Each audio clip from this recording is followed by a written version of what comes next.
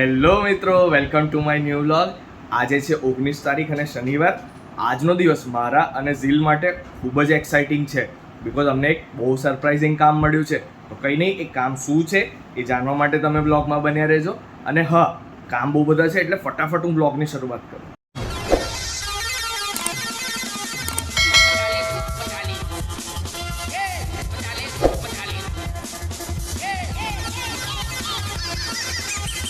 તો મિત્રો, અત્યારે આવી ગયો છું ફર્સ્ટ લોકેશન પર, જે છે સલોન.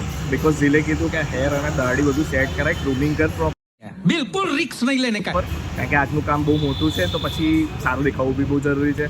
તો એને કીધું કે પહેલાં આ બધું પતાય અને પછી કામ પર જશે. A few minutes later. તો મિત્રો, જો તમને એક બહુ જ ઇન્ટરેસ્ટિંગ વસ્તુ બતાવું. મારું ગ્રૂમિંગ તો પતી ગયેલું.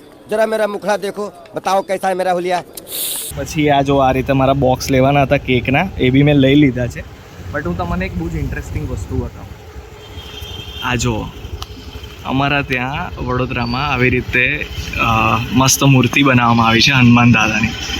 કેટલી જોરદાર મૂર્તિ લાગે છે, બહુ ઉપર હાઈટ પર છે ને મોટી મૂર્તિ છે. તો મિત્રો, ફાઇનલી હું ઘરે પહોંચી ગયેલો અને જો આ બોક્સ મારી બાજુમાં મૂક્યા છે, આ પેલા બોર્ડ લીધા તો એ બી મૂક્યા છે. અને હવે જઈને હું જમવા બેસીશ. મને બહુ જ ભૂખ લાગી, સવારથી કંઈ જ ખાધું નહોતું. गजब का डेडिकेशन है सर आपके अंदर. એટલે હવે જમીશ અને પછી બ્લોગ કન્ટિન્યુ કરું. તો મિત્રો, ભૂખ તો બહુ જ લાગી હતી મને, પણ મમ્મીએ કીધું કે નાહ્યા વગર તો ખાવાનું મળે જ ના. અને મેં કીધું કંઈ નહીં, ફટાફટ પહેલાં તો નહીં લઉં. सह लेंगे थोड़ा सा. એટલે હવે નહીં ધોઈને એકદમ ફ્રેશ થઈ ગયો છું. હવે નીચે જઈને જમીશ અને જમ્યા પછી પાછું મારું કામ કન્ટિન્યુ કરીશ. અને હા, ઝીલ કેક બનાવી રહી હોય તો એ બી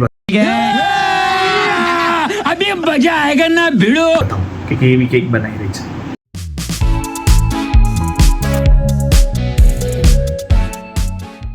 તો મિત્રો, ઝીલે ફાઇનલી કેક બનાવવાની સ્ટાર્ટ કરી દીધી છે. આ જો આ રીતે કિટકેટ ફ્લેવરની કેક છે તો એ બનાવી રહી છે.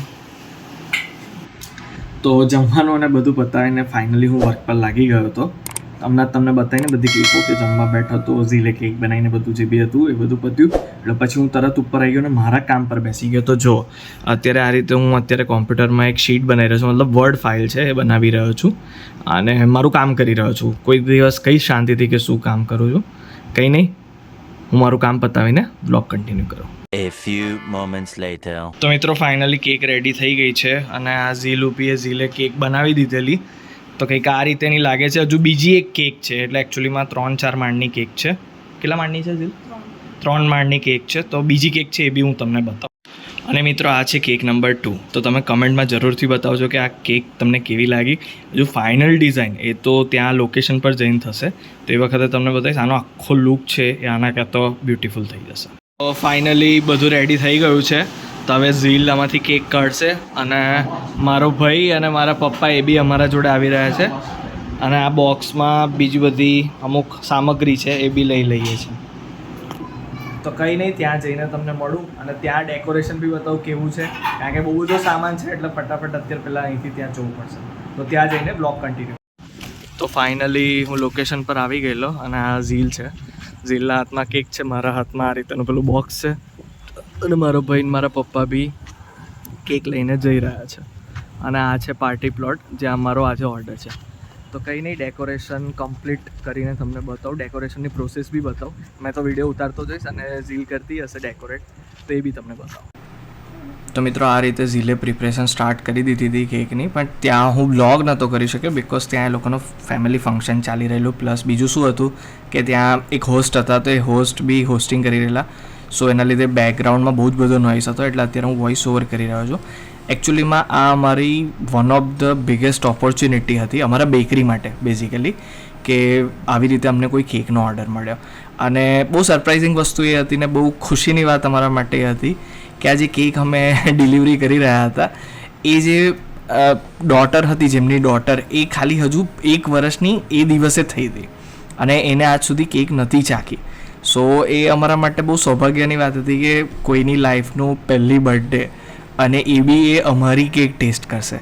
સો એ તો બહુ જ અમારા માટે ખુશીની વાત હતી. પ્લસ જે ડિઝાઇન હતી, જેમ કે તમે જોઈ રહ્યા છો અત્યારે વિડીયોમાં, કે ડિઝાઇન બી બહુ આમ યુનિક હતી, હટકે ડિઝાઇન હતી, કે જે જનરલી લગભગ મને ધ્યાન છે જેટલું હું જાણું છું ત્યાં સુધી મને નથી જોવા મળી કે ગુજરાતમાં કે ગુજરાતના કોઈ બી સિટીમાં આ રીતેની કેક મેં જોઈ હોય ડિલિવર થતા. કદાચ થઈ બી હશે, બટ આ ડિઝાઇન બહુ જ યુનિક હતી અને અમને બહુ સારું લાગ્યું, મજા આવી ગઈ. અને આ જુઓ તમે આ વિડીયોમાં બી જોઈ શકો છો કે આ જે નાની જે ભૂલકી છે, એકદમ નાની નાની છોકરી, એ ફર્સ્ટ ટાઈમ આ રીતે કેક ચાખી રહી છે. સો બહુ મજા આવી. ફાઇનલી હવે અમે ઘરે આવી ગયેલા અને હું અત્યારે બેઠો છું શાંતિથી, કારણ કે હવે ડિનર ખાઈશ, પછી ઝીલ બી ડિનર કરશે, પછી કદાચ બહાર આંટો મારવા જઈએ, બસ બીજો તો કોઈ પ્લાન નથી. એટલે અમને હવે જમવા જ બેસીશ ડિનરનું, પછી બ્લોગ કન્ટિન્યુ કરું. બાય ધ વે કેક કેવી લાગી એ કમેન્ટમાં જરૂરથી કહેજો. કારણ કે કેક બહુ અલગ રીતેની હતી ને કદાચ અત્યારે વડોદરા અને ગુજરાતમાં તો આ બહુ ઓછું ટ્રેન્ડ ચાલી રહ્યો છે, લાઈક લોકોને બહુ આઈડિયા નથી આ કેક વિશે. જરૂરથી કહેજો કે આ કેક કઈ રીતેની હતી. કંઈ નહીં, જમીને બ્લોગ કન્ટિન્યુ.